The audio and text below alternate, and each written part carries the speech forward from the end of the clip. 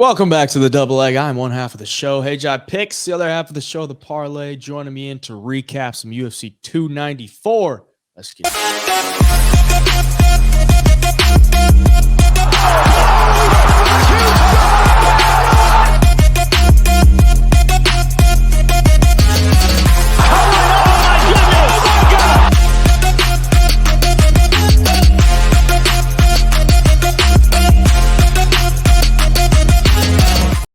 got 13 fights to recap, 2 of them ending in a no contest. So I guess really just 11 fights to recap, but capped off with an Islam Makhachev head kick over Alexander Volkanovski.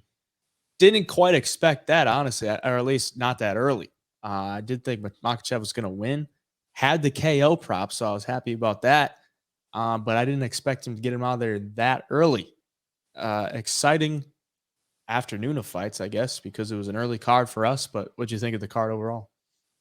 Yeah, some ups and downs, some good fights. The prelims were a little boring at times, but the main card, there was some fights that delivered. Man, we got to see some young up and coming talent, some veterans, some exciting moments. So overall, not too bad. But man, it's just the Abu Dhabi cards with the refs and the judges and the doctors. Man, it's just something about going over there. Like, I don't know if it's the language barrier or what. We'll get into it, but there's always some miscommunication and some weird stuff that happens. But overall, not a terrible card. Yeah, super weird set of prelims to start the card, and then we're kind of getting back in the groove with a couple finishes, and then another no contest, and then of course the big co-main and main event were just some crazy matchups and some interesting outcomes that we'll talk about. As far as the premium picks went, I had a good night. If you were following my picks, I went up 5.55 units. We swept the parlay play board, and 2 of them in the 75xer got pushed to a no contest. We ended up with 5. We hit all 5. So that ends up as a 20x play. So that was a nice pickup there. Had the Chimaev money line. The under 4.5 was an easy hit in the main event. So a pretty good night for me. How'd it go for you? Yeah, I ended up down 0.25 units. Just a night where I was 1 play away from being in the profit and 2 plays away from having a good night. And some of those plays came in the Johnny Walker fight. It ended up no contest, which was super unfortunate. I had the over 1.5, which I was confident in for over 2 units, which would have paid good. That would have put us up nice. And then I had Johnny Walker money line as well, which sucked. Because I think he had a chance to wear on Magomed and keep him guessing and catch him with some big shots and do enough to win the fight. So, yeah, it sucks. What can you do? It's not a bad loss. It's not a big loss by any means. We gave out some really good plays. We hit plus 800. We hit plus 300, plus 300. We hit some really, really good plays. Hit a 3-leg parlay and hit Trevor Peak for over 2 units as well. So, not a bad night at all. I felt like we made some good reads. Some reads weren't there, but is what it is. Nothing hurt, and we move on. And of course, if you followed the free play on Instagram, you're looking pretty good. Said Nurmagomedov by sub plus 250 gets him out of there in the first round with the submission. We were calling that all week. Sloppy takedown by Gaffarov, snatch up the guillotine into a ninja choke. It looked beautiful and played out perfectly for us. But let's get into the card. We'll start it with the main event. Alexander Volkanovski, Islam Makhachev. We all know what happened. The head kick. What'd you think of the fight overall? Yeah, I definitely wasn't expecting this thing to end in the first round. I thought if it was going to end inside the distance, it'd be second round, third round. Once somebody got a little tired, or the other one figured out the other in the striking department. I was surprised to see Volk initiating the grappling early in the fight. I think Volk coming in on short notice. Definitely a disadvantage against the guy as skilled and as good as Islam. And for Islam, we all know he's a dominant grappler. We all know he's strong and his pressure is insane, especially when he gets on top of you on the ground. But his striking is coming a long way. Like, if you watch his fights when he first came into the UFC compared to now, this guy's put in the work. He's getting better. He's precise. And obviously, he's got some steam behind those kicks and those punches, because nobody does that to Alexander Volkanovski, not since some of his first fights in professional mixed martial arts. And he put him out in the first round, and there was no question about it. Not a bad stoppage, no controversy. hit him with that head kick right across the forehead, clipped him, and then followed up with a bunch of shots on the ground to put him out. So super impressed with Islam. I was kind of hoping for a Volk win just to shake up the division a little bit. And right now, I guess the question is going to be: do we get Charles or we get Gaethje next? Dana White seems to think Charles, but either way, I think it's a fun fight. There's a lot of fun fights coming up at 155. Yeah, honestly, being a Charles fan, I gotta say I don't think I want to see him versus Islam right away because that would mean Islam fought for the belt against Charles, fought Alexander twice, and then would fight Charles again. It's like I kind of want to see Islam take on a new face, considering he's already had a rematch. This would be his second rematch. Honestly, I'd rather see Gaethje take it. But as far as the performance by Islam, he's got super underrated striking. That was one thing that stood off to me when I was watching the first fight. Is like he's right there with Volkanovski in the striking department. And then he goes out there and actually finishes Volkanovski on the feet. Super impressive. But this is, there's always going to be that little asterisk next to it that like Volk took it on short notice. Not a guy you want to take a fight on short notice with. Same with Hamzat. Going into this one, that's like the biggest thing about this when I was looking at it. And when I'm playing, it's like these are two guys you do not want to take short notice fights against. Like they're gonna smash you. Like they're not guys you Yeah. can go in there like just off the couch and expect to win. So yeah, good stuff from Islam. Moving forward, I like to see him take on Gaethje, as hard as that is for me to say. But for Volk, seems like he wants to get back in there pretty soon. And Hmm. Topuria, which is interesting because I don't know. I mean, moving forward, like he's coming off a KO loss. If he wants to get in there right away, I think that makes things more interesting going up against Topuria because, like, we've seen guys that just stay active, super active, and sometimes it's just too much. Like they don't get any time to recover. And we saw it here. Like if you don't take that time or at least come in prepared, you're gonna get caught. That was a big thing when I was thinking against Sean O'Malley and Aljo. Like Aljo had been super active, and he's going up against a guy who had been preparing for him for a while. It's like this is the fight game, and if you're not ready for that fight on that night, like you're gonna get caught. And Right. I'm interested to see that now because if the Islam fight didn't happen, like Volk is looking like a man that can't be touched. But now we've seen him touched. So I think that makes the fight with Topuria even more interesting. What do you think about that? Yeah, it's super interesting because Topuria has looked phenomenal against everybody the UFC stacks him up against.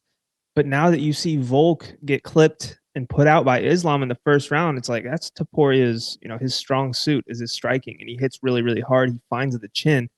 Um, I still think that's a tough fight for Topuria because Volk is that good, especially at 145 with a full camp. But then again, it's like, if you can just find the chin, people might have more confidence fighting Volk now. They know he's capable of getting put out. And a guy like Topuria, that's the exact kind of style you need to beat a guy like Volk. You need to have some good grappling. You need to be able to be durable and go longer periods of time and throughout a whole fight. And you need to be a good striker with some power. Topuria's got that full package. So that's super interesting. I'd love to see the odds now that Volk just got knocked out by Islam because I mean Islam's a great striker. We both talked about it. It's come a long way and it's really underrated. But Topuria is probably a better striker than Islam, even though Islam's that good. I'd say just a solid raw striker. I'd give Topuria probably the advantage as far as how technical he is and all of that. So makes it super interesting, man. I want to see that fight really bad. I hate it for Volk because that's when he could lose, and it's hard to think about Volk going on a 2-fight losing, or I guess yeah, two. He fought Yair after Islam, but 2-fight losing streak. At this stage, it just seems unfathomable. But Topuria could definitely do it. It's going to be interesting. Yeah, looking forward to it. Speaking of losing streaks, Kamaru Usman now on a 3-fight losing streak, which is crazy to think of, just a year and a half ago, to think that he'd be on a 3-fight losing streak. But here he is, lost a majority decision to Hamza Chimaev. Chimaev dominant in the first round, and I guess he broke his wrist in the first round and we come out in round 2, and it looks like it's going downhill because he didn't shoot right away. He looked like he was all right. I might have a broken wrist here. Maybe I could stay to the outside and like pick away at him and do work there because I don't know if the takedown with a broken wrist probably can't feel too good. Yeah. But he granted to him, like he stayed in there. He realized that the striking wasn't going great, and he actually did go for the takedown. And then in round 3, I thought he won round 3 Mhm. with the takedown and the work that he did there, but there was some controversy around it. I think the first round should have been a 10-8 because he got him down with he had 4 minutes and 30 seconds of control time, and Usman like didn't land a punch, controlled him for the entire time. Usman was just defending. Like to me, that's a 10-8 round. Right. Is that a 10-8 round to you? Exactly. That's the definition of a 10-8 round, especially, after the whole Valentina Shevchenko, Alexa Grasso controversy. They held the seminar that next Tuesday for 10-8 rounds for the judges. And basically that's what they're saying is, somebody who controls the fight or, does a meaningful amount to, I guess what give fight ending sequences or anything like that. I mean, it's a definition of a 10-8. So Yeah. not just had his back, but was constantly looking for subs, was constantly ground and pounding him, had the triangle. Kamaru wasn't going anywhere, flattened him out. I mean, the whole round was just dominant. So yeah, definitely a 10-8 in my book.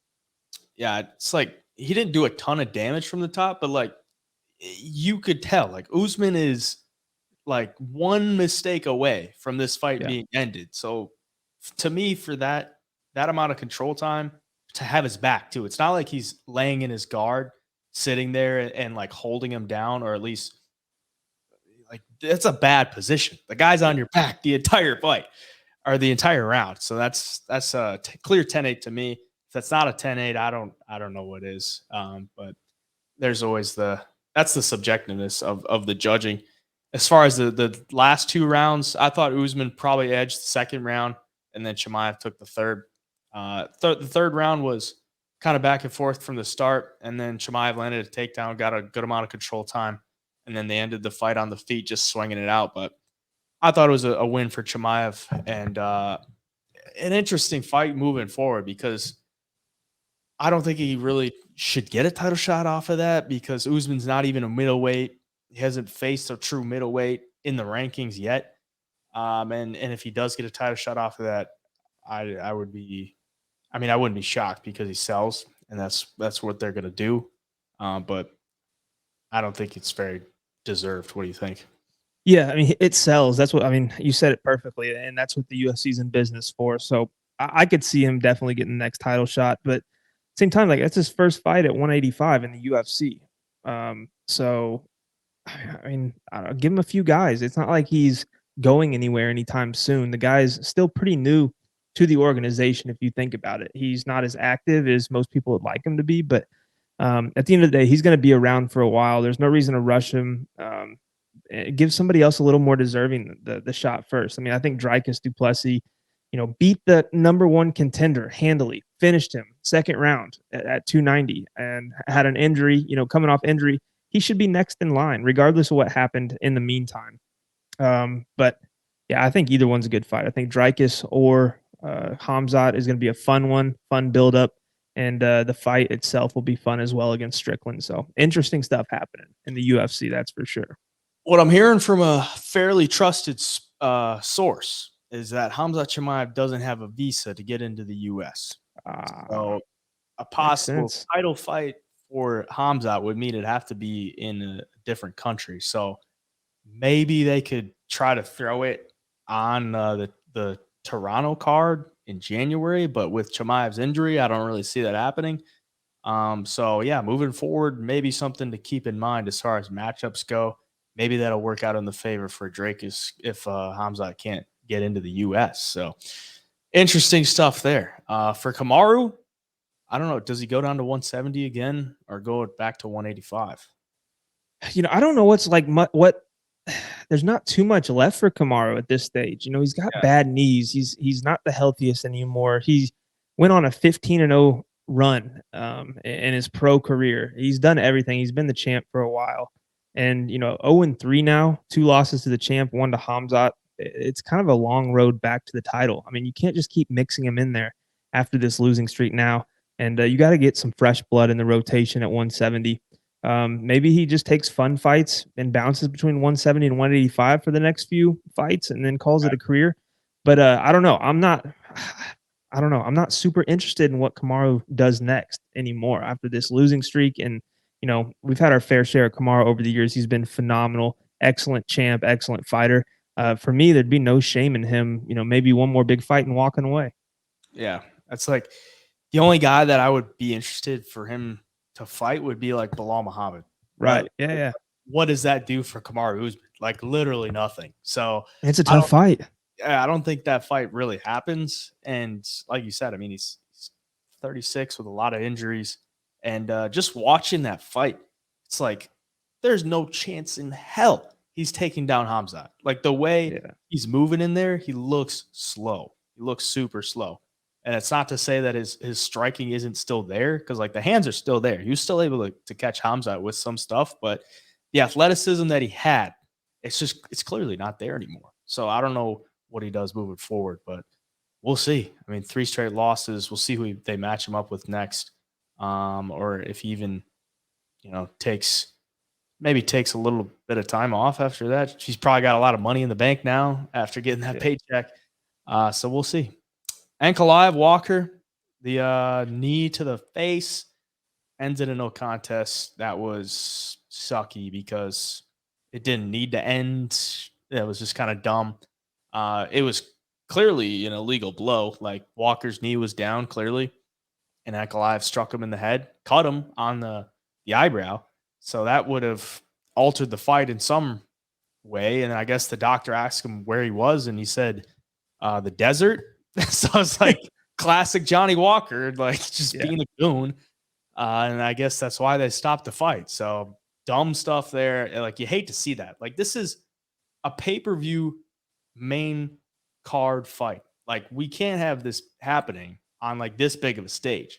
Like if this happens, it should be on the prelims of like an Apex card. Like this is some rookie stuff. We can't really be having this in the UFC. Like people paid $85 to watch 5 fights, and then they end up getting one. Just they don't even get to watch the fight really. So it's really unfortunate. But yeah, what do you got on that? Yeah. First of all, I don't think Johnny Walker's the type to quit in a fight because of something like that. Certainly not. Right when he got kneed, he looked at the ref like, what the hell was that? It's not like he was like out, dazed and confused or, unconscious or anything. He literally looked up the ref. I mean, he was all there. And I think it was just Johnny Walker being the goofy dude that he is. Like, where you at? I'm in the desert. The dude's just being Johnny Walker. So that was super unfortunate. Had some bets in that fight that I think we're going to, do well. And we never even got to get there to see. I think as that fight goes on, I had kind of the makings of becoming an all-out war. You got Johnny, who was landing some good shots. You got Ankalaev, who had him in, a dominant position, and just decided to throw the knee. I don't know if he was like aiming for the rib cage or the arms or just somewhere in his body and just slipped through and caught the chin. But super unfortunate, man. I was really looking forward to the rest of that fight. Yeah, unfortunate. Ikram Aliskerov getting it done first round against Worley Alves. That was a pretty one-sided fight. And Ikram looks pretty damn good, but he hasn't really faced like anybody too good. Like Phil Hawes, fairly chinny. Worley Alves looks like he's like 40. He's only 32, but he looks like he's like 40, moving up a weight class. That was should be a pretty dominant performance for him, but he looked good. And interested to see who they match him up with next. What do you think? Yeah, Ikram round 1 KO was my and round 2 I had both those props, and those are my most confident of the week. Ikram, like you watch him on the feet, he doesn't look like the elite level striker, but when he gets going, he is. Like he might not be as technical, he might not look as athletic, but the dude hits really, really hard. We saw it against Phil Hawes, saw it in this fight. When the combination he hit him with too was beautiful. Followed up with the knee up the middle. The guy's really dangerous. The guy's got some hype between them. They kind of threw him in there in the mix right away coming into the UFC. I mean, this dude was matched up against Paulo Costa. Like whether that was ever planned to happen or not or true, they're liking this kid a lot and they want him on the fast track. So don't be surprised if you look up in a couple of years, year and a half, and see Aliskerov versus Hamzat the rematch because that's Ikram Aliskerov's only loss in his pro career was a knockout by Hamzat Chimaev. So yeah, I think he's got a really bright future. Can't wait to see him fight some guys that are, a little bit better. I think him versus Nazardine Imavov would have been phenomenal. And I'm excited to see where he goes next. Said Nurmagomedov getting it done, round 1 guillotine. We already touched on it earlier. It was looking like that was the setup of the fight, like or of the card. It was like Gafurov sloppy takedown. You don't want to do that against Saeed because that's his move. Is that guillotine and that ninja choke when he adjusts it there is just it's nasty. Like those skinny arms, they get under that neck and you're toast. It was an easy win for him. Got anything on that one? Uh, yeah, I've always been high on Saeed. I think he's super technical and he's really well rounded. He's just like that sneaky good fighter. Like he's so hard to compete and beat because first of all, his pace, he keeps it up for all 3 rounds, the whole duration of the fight. He can choke you out, he can strike with you. Just a lot of fun to watch. And he's flashy too on the feet. We didn't really have to see it. Got this choke right away, cashed the free play of the week. And that was a fun one to get because it happened really early. I was hype. I know you were hype as well. Yeah. Just overall, man, fun guy to watch. Yeah, I like him. I like to watch him fight too. I mean, flashy on the feet, and he's got those dangerous submissions. So, Tim Elliott, Muhammad Makhachev. This is an interesting one because I didn't like nobody really talked about it, but I looked at the scorecards today, and Tim Elliott was up 2 rounds to nothing on 2 of the judges' scorecards. So if he just survives that 3rd round, he's walking away with a win. And Makhachev ends up getting the 3rd round submission as he has the first or the past 2 fights before that. But the Makhachev fade is eventually going to pay off. And I thought there was a good chance that Tim Elliott was going to come through in this one just based on the experience that he has and the danger that he can expose with the scrambles and just the weird way that he fights. And he took the first 2 rounds. I agree with the first round. The second round is interesting. He did have the submission attempts, 2 of them in the second round. And I thought, it was right off the rip. And the first one was pretty damn close to getting in. Makhachev got out of it, but total of 4 minutes and 56 seconds of control time for Makhachev. A lot of that was fighting off those chokes from guard. But either way, the problem with Makhachev is he just doesn't do any damage. Like he really doesn't do any damage when he has you on the ground. Just super low output on the ground. I mean, he's a great wrestler. Don't get me wrong, but if he's going to go up against these top level guys like top 10, top 15, he's going to have more than that. Like he can't just rely on getting the guy out there in the 3rd round by sub because a lot of these guys are just not going to be able to be subbed in the 3rd round or at least be keen to the fact that the sub's coming in the 3rd round. So I don't know what to think about Makhachev. He's impressive with the wrestling. The way that he flipped over Elliott in the 3rd round and then was able to finish him was super impressive. But moving forward, I'm like, bro, this fade on Makhachev is going to pay off eventually. You almost got it on Filio with that knee bar. Yeah. And then I'm looking at these scorecards today. I'm a little pissed that Tim Elliott didn't survive that. But what do you think? Yeah, I thought Tim Elliott fought really, really well up until that point. Being the guy that that big of an underdog, his wrestling's so good that anybody who goes in there and can wrestle with Tim Elliott is obviously deserves a lot of credit. And the one thing that I find interesting about this fight when I'm looking at the stats and on the website is that Muhammad Makhachev got performance of the night. The dude was losing the fight, and then he gets a round 3 sub. Like performance of the night, I don't know. Like maybe a bonus for the finish and stuff, but is what it is. I like Makhachev. I like his wrestling and his ground game, but some point's going to come where these higher level guys are going to eat him alive. I think he's got to keep fighting, middle of the pack guys for a little bit to get some more experience. The guy's super young. Because Elliott did have him in a couple of guillotine attempts that were pretty tight. Like he's surviving, he's good at getting out of those positions. But guys that are better, guys that are towards the top, are going to take advantage of a lot of these holes in Makhachev's game. So because it's not like you can't take Makhachev down either. Like Yeah. sometimes he prefers to be on his back and looking for the arm bars and triangle chokes and stuff like that. I mean, Elliott had the triangle in deep too. And Makhachev, he doesn't look very big or strong, but he's pretty damn strong and lifted Tim Elliott up over his head and dumped him to get out of it, which was pretty impressive. So yeah, I like Makhachev. I don't know if he's gonna compete with the higher level guys, especially the grapplers. Mhm. Props to Tim Elliott though; he almost had it, man. If he survives, it's his, and that's unfortunate too because that'd have been a nice hit for you on the underdog. Would have been a good big win for him too. I mean, Oh yeah, he was on a little bit huge. of a streak. So, Trevor Peak, Muhammad Yahya. This fight was super frustrating to watch because I'm like, why the fudge is Trevor Peak going for takedowns? Yeah, Like, what is this, man? It was like he left all of his aggressiveness back in the U.S. and he saw the Dagestanis around him. And he's like, I gotta shoot some takedowns. So that was like, what is going on here? But honestly, I don't even know if it's like he's progressing that well, like as a fighter, or if Muhammad Yahya is just that bad. Like Muhammad Yahya didn't look good at all. Like he looked like he had some level of kickboxing. He landed some good kicks. But you're going up against Trevor Peak. Like he leaves a ton of openings, right.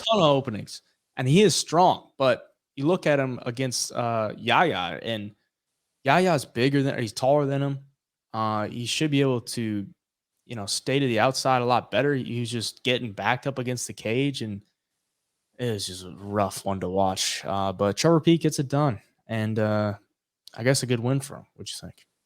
Yeah.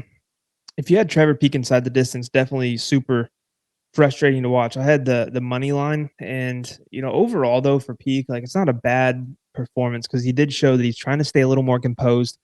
He's trying not to just gas out to where he's got to fight like a brawler. I think he is trying to make improvements to his game as a full mixed martial artist, which is good to see out of a guy like that because there's no way he was going to get away with coming in here and brawling like he used to with Yeah, guys. Like maybe against Yaya, like that would have worked. Probably 100% would have worked. But against better guys as he climbs the ranks, it's going to be tougher and tougher to do. So yeah, Muhammad Yahya, I think that was a layup for Peak because a lot of people do like Peak, and the UFC probably likes him as well. He brings some eyeballs for his aggressive style and his power, but didn't really see too much of it. Got the dub, cashed the bet, and see what's next for him. yeah. That's this like shitty part about guys like Trevor Peak. Like they come into the UFC and they're like all action and just super fun to watch because they're so crazy, and then they're like, all right, I actually gotta like become a mixed martial artist, and then Yeah, they go out there like that wasn't like if you don't know who Trevor Peak is, you don't go away from that being like, man, I gotta watch Trevor Peak fights now. Like yeah, yeah. it wasn't a fan friendly type of fight, and it sucks for the viewers. But I mean, what else is he gonna do? Is he just gonna rely on that for his entire career? Obviously, he wants to stay in the UFC, and moving forward, he's got to get better at being an all around mixed martial artist. So I can't knock him for that. But as a viewer, it kind of sucks. Javid Bashaw, Victor Henry, nut shot, no contest. I thought it clearly landed on the cup, bounced off the cup, hit the leg, and Victor Henry's nuts are the size of oranges, basically. So I'm not going to say he didn't get hit in the nuts, but apparently Javid Bashaw and his team are saying that he did not get hit in the nuts, and they're appealing to try to get a round 2 knockout. Don't think that'll happen, but you never know. What do you think of the fight? Yeah, somewhat close in the first round, and I think you called it. Like on the feet, Victor Henry throws a lot of volume. He's going to be tough to deal with. This isn't a fight where Javid's just going to like run through him. And I think we were heading for a pretty close fight, and then that happens. It definitely hit the cup. I mean, you could hear it. Guys don't just react like that out of nowhere. If they get kicked in the leg or even the stomach, like in the stomach, it's like you can't breathe, you can't even make a noise. I mean, this dude was screaming for his life.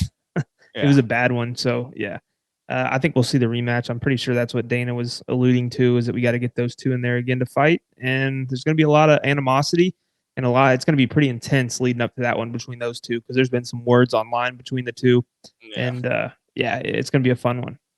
the notion that he wanted out of there is just ridiculous because Yeah, it it's was a close insane. fight. Yeah, And round one of the judges scored it for Victor Henry, so it's like it was clearly not like the guy was getting pieced up and he wanted out of there. right. So it was just kind of ridiculous, honestly, for that to go down. But yeah, that's that. Cedricus Dumas, Abu Azatar. I don't got much on this one. Just an absolutely terrible fight to watch, and one that I don't want to see either guy in the UFC ever again. But eventually, we probably will. I honestly think Dumas. I don't know what is up with him, but he gets in there to fight, and it looks like he's scared to get hit. Like this Yeah, guy, 37 years old, hasn't fought in 2 years, and you're like scared to engage with him. And in round one, you get the takedown, and you basically do nothing. Like you're just nothing. laying on him. Like, bro, this is a one-way ticket to find yourself out of the UFC to put on these type of fights. It's just ridiculous to see. What do you got? Yeah, and not just that, but on the ground, he had opportunities to pass and get into a better position. He just wouldn't. He wasn't trying at all. It's like after his loss to Fremd, it's like he's so gun shy on the feet and on Yeah. the ground to make a mistake and get position, get the position reversed on him. And he's got to let the hands go because he had such a reach advantage. He was so much longer and faster than Abu Zaitar, and he just wouldn't show it, man. And it sucked because if you have that fight, if somebody has it inside the distance or the under or whatever it may be, it's frustrating because both guys low volume, nothing happening on the ground, nobody in real danger getting finished. When I mean, you look at those two styles on paper, you look at the fighters, like somebody should be in danger of getting put out at any second of this fight, and they just weren't. So yeah, frustrating for sure. Breeden and Jubilee. Jubilee taking the first 2 rounds, looking pretty good.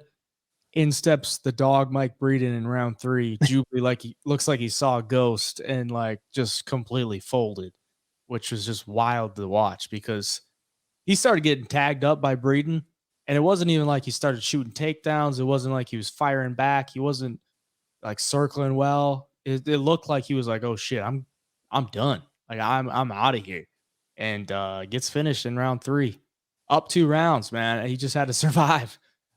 Who knows? I mean, it probably could have been a 10-8 in the third round, and we go to a draw. But yeah, Breeden cashing as a dog, maybe saving his UFC career because he was 0-3, and to put on that type of performance might keep you in the UFC. So, what do you think? Yeah, man. I was on Jubilee round 2 and round 3, and he looked super solid. When he hit him with that right hand that stumbled Breeden, and truth be known, like we find out after it was a pretty bad cut. I thought that was the beginning of the end there. But Breeden, he's a tough dude. I know McKinney put him out early and stuff, but if you don't hit him just right, this dude's gonna be there and he's gonna be fighting all 3 rounds. Jubilee, maybe this is what he needed early in his career, early in his UFC career, to bounce back and learn from this loss. But so frustrating, dude. Like you just beat him for 2 rounds, and you're the better fighter, like clearly, and then you just completely stop. Like he wanted out of there. I don't know if his body was shutting down, or he was tired, or just took a shot he couldn't recover from fully. But dude, something was in there, and Breeden yelling at him and stuff Yeah. had to just kind of really take the wind out of his sails because he stopped fighting at that moment. I think Breeden sensed it, landed some good shots, and put him out. I will say this though, another fighter that missed weight and another fighter that Yeah. wins and looks better later in the fight. So Yep. when is it going to stop, man? Like it's a clear advantage. It is just a clear advantage. If you miss weight, you're going to be better later in the fight, and you have an advantage. So why should they not be docked during the actual fight? Because if you just miss weight, but you have an advantage and you go out there and win the fight, you get your pay money or your show money and your win money. It eventually balances out if you got an advantage going into the fight. So it's like shit's just it's frustrating to for the other fighter. Like the other fighter's going in there with a disadvantage. And okay, you get 20% of their purse, but it's like I don't win the fight. I lose a lot of hype around, like lose your undefeated record. Just dumb. Super dumb. Muhammad Naimov, Nathaniel Wood called it on the preview show. Had a bad feeling about Nathaniel Wood all week, and it proved to be true. Like it's just a matchup that didn't need to happen. I don't know what Nathaniel Wood was thinking. I don't know why he took this fight. Naimov is not like an easy fight, and it's not really a fight that gets you anywhere. You just come off a win against Andre Feely, who's been around for a while. Now you're fighting a guy who's second fight in the UFC in enemy territory. It just didn't make any sense to me, and Naimov pulls it off. A lot of people will argue that he should have got a point taken, which is fair, but either way, like Nathaniel Wood, it's a bad fight for him. What you think? Yeah, I saw some people claiming robbery, and I thought Naimov won the fight for sure. Yeah, Uh, that's a great win for him, and it was a bad decision to take that fight for Wood. Like why? Like you said, why? I don't know. It's a bad matchup. Like why are you taking that fight? This dude, it's the second fight in the UFC. Like Nathaniel Wood's beaten guys like Charles Jourdain, who has a big name and has some wins in the UFC. Like this is kind of a step down as far as what it does for your own career, especially going into Abu Dhabi and to take the fight. So yeah, probably looking back, he's probably pissed at this whole ordeal. Naimov looked good though. He looked good. He got hit a little bit, but overall, I think if he keeps improving, he'll be a good fighter for the division. Dudikova, Jinyu Frey. I don't got much to say on this one. Mm-mm. Kind of just a boring women's MMA fight. You want to say anything? Nah, Yeah, it's not even worth the time. no. Then Shara Magomedov, Bruno Silva. Good performance from Shara, but he's obviously got to improve that takedown defense. But I mean, the work he did from his back won him all 3 rounds. I mean, he won all 3 rounds on the judges' scorecards and got taken down in, I think, all 3 rounds. But at least the second and the third round was a long time. He was on his back, and he still won the round because he was super active. And Bruno Silva couldn't really land much. But those kicks are nasty. Moving forward, it's like you don't want to stand with this guy. What do you got? His kicks are really good, and his striking, like with the hands, could use some work. But the skill is there. Like this is going to be a guy that improves a lot, I think. And it's not like he's from Dagestan. He's got the people around him to get that grappling in check. So it'll be interesting to see if he really improves that part of his game. Like this guy could be really, really good. I think Bruno Silva had only landed like what one takedown in the UFC before yesterday. And he Clearly not lands close. yeah, yeah. And he timed him well, and I think that was probably in his game plan going into this. If I start getting out striked by this dude, let's try to get to the ground.